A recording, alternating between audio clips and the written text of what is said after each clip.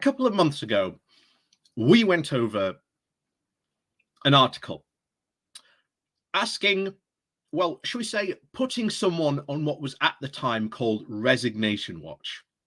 And that person that everyone was watching to see if they would resign or not was Penny Mordaunt. You may remember when we went over that article at the time. She is the, much like the ERG, she is in control currently of a group of the One Nation Conservative group. So as we've talked about before, of there being parties within parties, well, Penny Mordaunt is the controller of one of those parties within the party. And make no mistake, there are a lot of people out there who have no idea who Penny Mordaunt is. It's probably like the case of Badenoch. No one knows pretty much who she is or what she stands for. Potentially in this contest where someone could become prime minister. And I think it is really, really worth going and digging into this piece. We'll get into that in a bit, about who Penny Mordaunt is and the potential damage that she could really do. Because the piece today we're going to go over is by one Dr. Rachel Morris. And she's been doing some fantastic work on her blog, 5x5 Times. I'll leave a link to this one down below in the comments box, so you can go and have a look at the rest of these dissections that she's done on these other Tory leadership candidates. But they have gone fully in depth, and I think it is really, really worth bringing attention to who Penny Mordaunt is, because as Dr. Morris is about to lay out, Penny Mordaunt has the potential to do more damage to this country than Margaret Thatcher did, and potentially make Margaret Thatcher look like a complete pussycat in comparison to what she could do. So, yeah, make no mistake, I think out of all the potential candidates, Penny Mordaunt is easily the most dangerous woman in this leadership contest. Don't believe me? Well, stay tuned and stick around and find out. But before we do get into that, please remember to hit that like, share, and subscribe button. And of course, down below there are links to my Patreon page and a one-off link called Buy Me Coffee, where you can buy me coffee. And as always, thank you very much to all those people who do help and support the channel that way. And of course, there's the YouTube thank you button, and of course the YouTube subscription button, where if you subscribe to the YouTube channel, that way you get all sorts of little bells, whistles, and emojis and whatnots that you can use on YouTube. So over we go to her blog. So Penelope Mary Mordaunt scares me, honestly. I think she thinks she could be PM, and I actually think she could too. And we will probably find out very quickly whether she can or not. Like I say, on Wednesday, on our live stream that we'll be doing, the first round of voting will have happened. So it could be a very much a case of we could find out who are potentially going to be at least looking at who can make up the final two in this leadership contest. So anyway, we'll continue. Named after a warship, she'd make Thatcher look like a benevolent, principled genius. Penny's the 10th MP I have dissected. See links into others below. Again, like I say, if you want to check out some of our other dissections of these MPs, like I say, I'll leave a link down to a blog down below. Definitely worth checking out. Anyway, continues. And the first woman. I've had a long queue of rancid Tories to examine, but I moved her up this list because I think she warrants keeping a firm eye on. And I am very, very much in agreement with Rachel here. Like I say, I've been telling you for a while now, keep an eye on Penny Mordaunt. In for a Penny has been MP for the Portsmouth North since 2010 and has served, among other things, as Secretary of State for the International Development. She's a naval reservist and replaced Gavin Williamson as Secretary of State for Defence after he was sacked in a leak inquiry, being the first woman to hold the post, though not for long, as she's currently the Minister of State for Trade Policy. I've been playing a guessing game about how old Penny was when she first realized her initials were PM, and regarded this Earth with regarded this Earth with envious eyes, and slowly but surely drew her plans against us. Bit of a bit of a War of the Worlds fan we've got here. So anyway, it continues. I first noticed her because I have a horrified fascination with Freeports, aka charter cities, aka special economic zones. I've been working on a piece about those slowly because it's a global and complicated, sometimes hard to find substantiation for some elements. And I hope to share something about them soon. For now, I'll just look at Penny's possible role in turning the disunited fiefdom of Freedom Ports. Penny has a challenging upbringing. She was 15 when her mother died of breast cancer and her father was diagnosed with cancer the following year.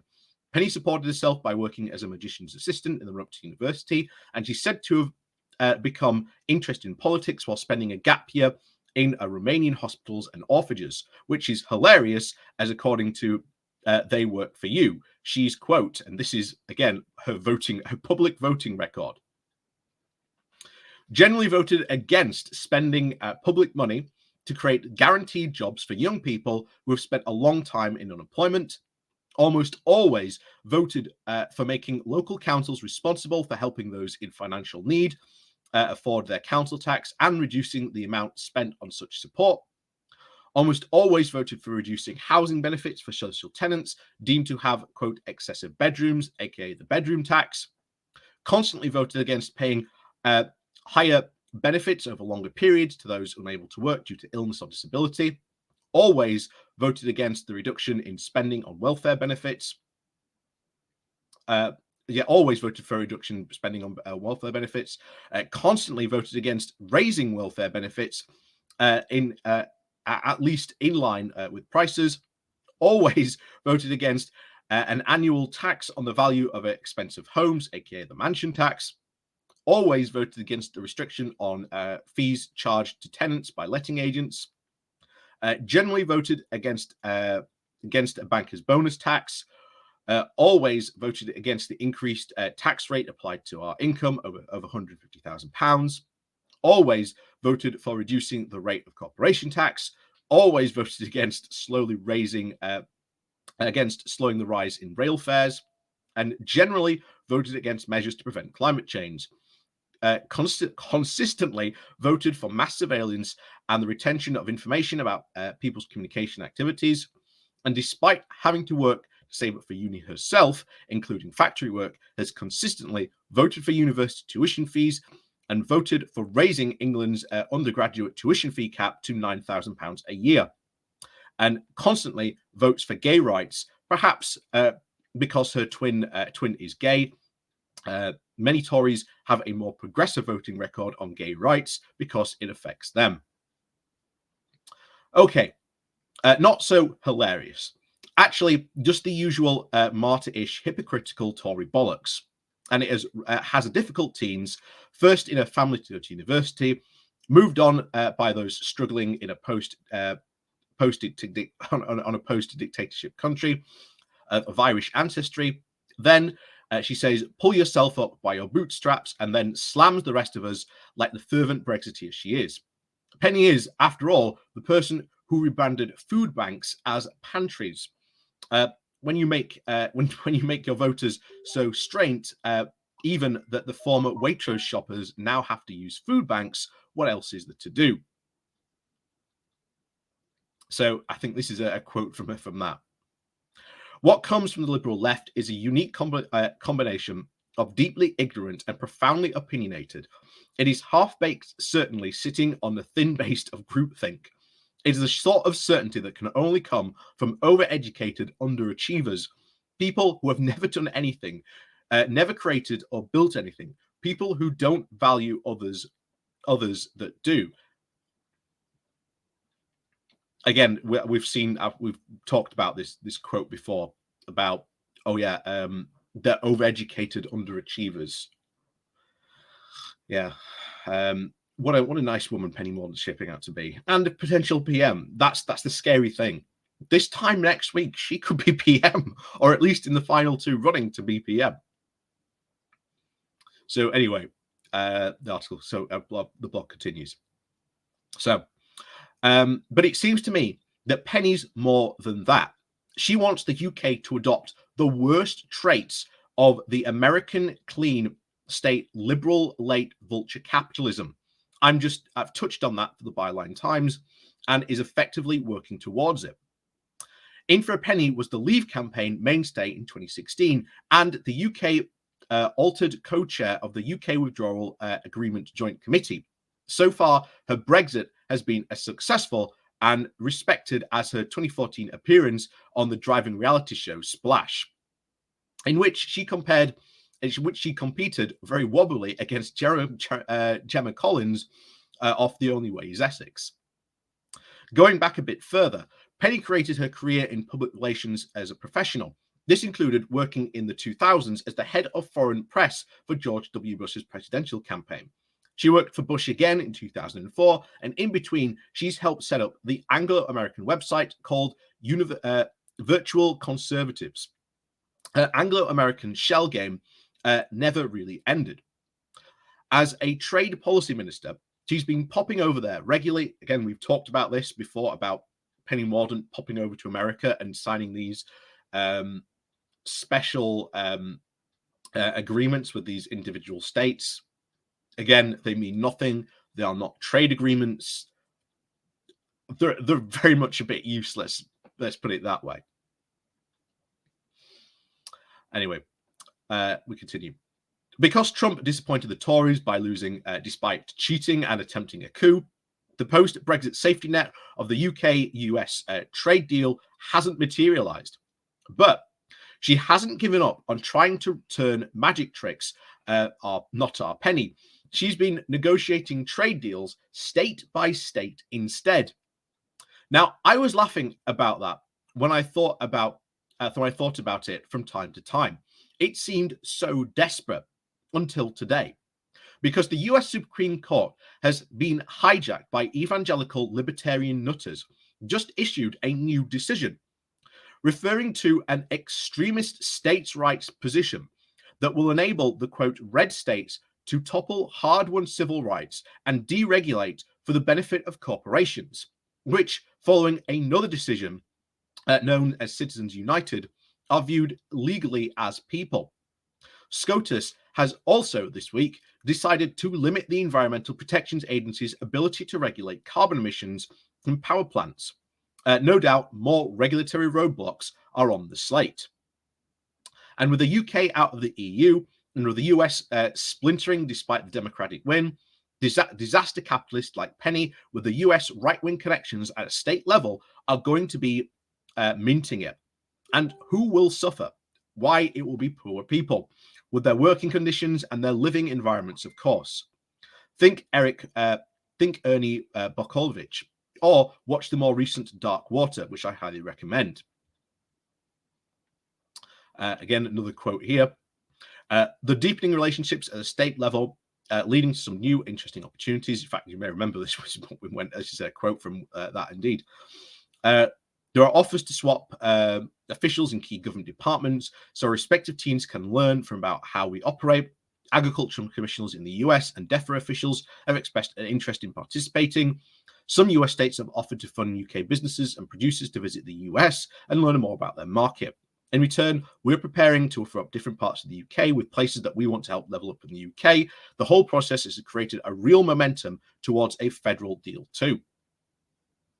So that's, of course, probably Penny talking about her the much mythical US trade deal, which again isn't going to materialize anytime soon. So have a look here. Again, a link. A December 2021 speech where Penny Mordaunt made in Atlanta, Georgia, in which she compared Brexit Britons to America's fight for independence from Britain, in which she said, "We will work to tackle the systematic use of market-distorting practices, such as a harmful state subsidies and other pernicious government interventions which damage competition. And tell me if you want this lunatic to slash and burn ideologue running the country. You'll be working in a dangerous sub-minimum wage contractless Freeport job faster than you can say laissez-faire economics.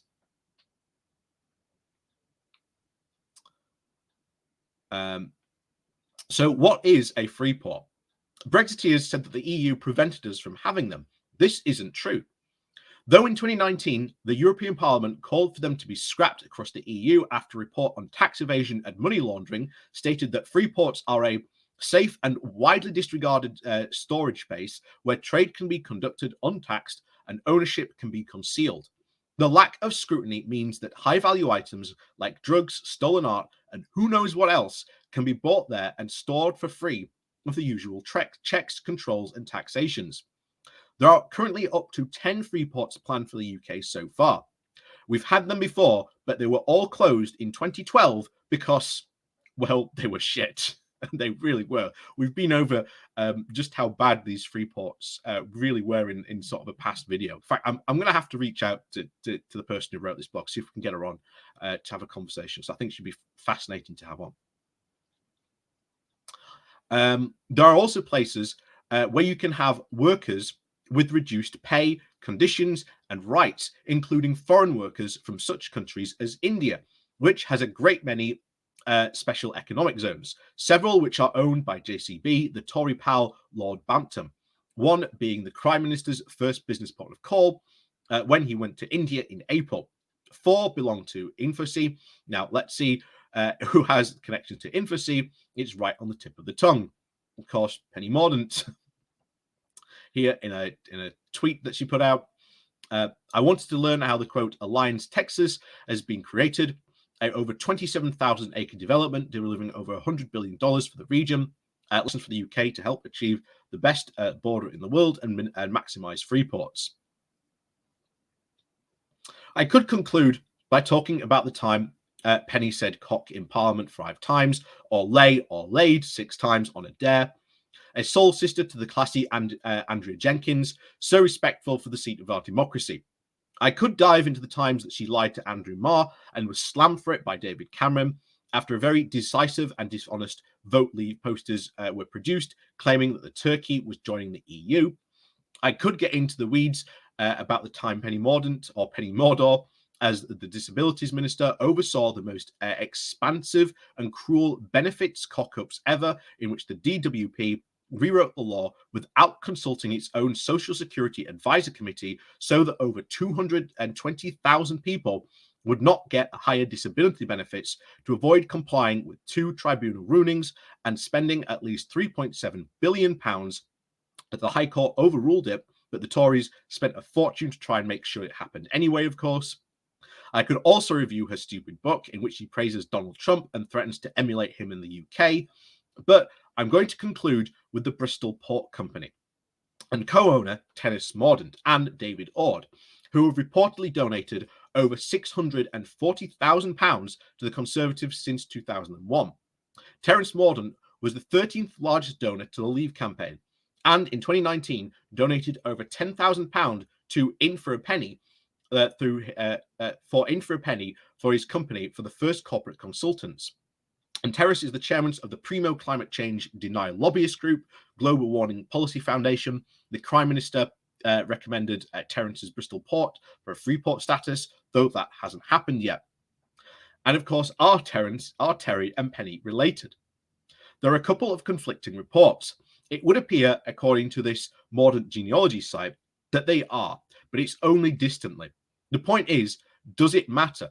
The only Tory ties that bind are the rubber bands around the bundles of filthy liqueur, and someday their descendants must become family, as though they'll be the only ones left sitting atop the pile of ash and bones that was the earth, consulting their pointless fucking money.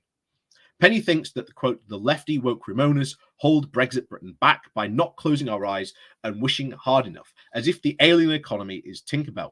It's easy enough to laugh at a childish taunt and magical thinking, but then again, we laughed at Trump, didn't we? So, honestly, that should scare, I think, a lot of people. I really think that should scare a lot of people. Like I said, I'm going to reach out to sort of the professor. Maybe I'll try. Well, I doubt we'll be able to get her on Wednesday, but it'd be quite fun if we could. But yeah, this is really terrifying. And like I say, she has a really, really good chance at getting to the final two. And she is, according to Conservative Home, in the lead for certainly their voting when it comes down to it. So if she gets to the final two, we've talked before about the fact that Liz Truss, if she got to the final two, she could easily walk it purely because of her popularity. It does seem that her popularity has somewhat waned, especially when it came to actually putting her in as leader, which in a way was pretty good. But unfortunately, we've now been replaced with potential of Penny Mordaunt. And this is going to be really bad. This is a person who has said she wants to emulate Trump. And the more worrying thing, as we've talked about before, is these Freeports, the special economic zones, and the charter cities. And oh boy, are charter cities something really bad to worry about, as we we just went through there. Yeah, so this is someone we really, really have to keep an eye on, and someone who could do a lot of damage.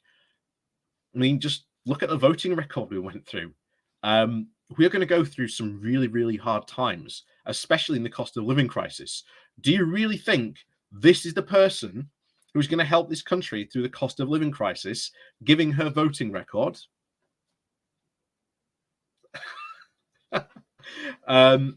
I do not think so. I do not think so at all. I think Penny Mordaunt's going to be an absolute disaster for this country, and not in the way that Boris Johnson was. I think a lot of Americans have said this before. Thank God that Trump wasn't competent because he might have been even far, far worse and be able to do a lot more damage if he was. And unfortunately, Penny Mordaunt certainly does seem to come across as the competent Trump. And that really, really should terrify you.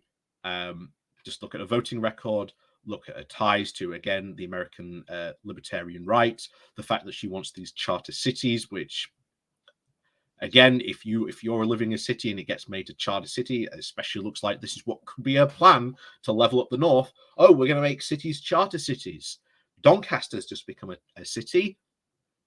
Is that going to get that status as well? And if you live in Doncaster, you could suddenly lose all your rights. Minimum wage won't be a thing. And